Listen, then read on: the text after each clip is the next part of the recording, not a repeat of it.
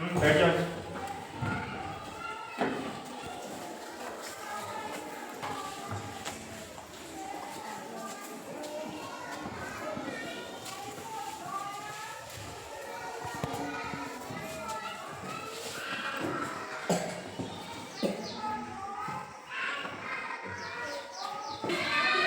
अच्छा ये देखो, वो खुद बनाते हो? हाँ बनाते हो ना। इधर आओ हमजा।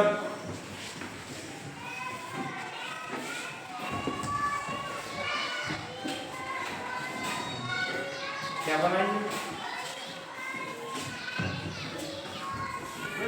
वो सबको मैं बुलाता हूँ। ये क्या है? क्या है? और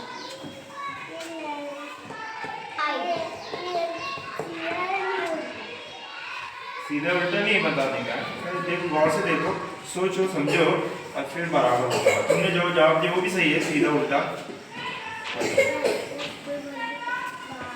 इसमें लड़का कौन सा है, लड़की कौन सी है? वॉइस कौन सा है?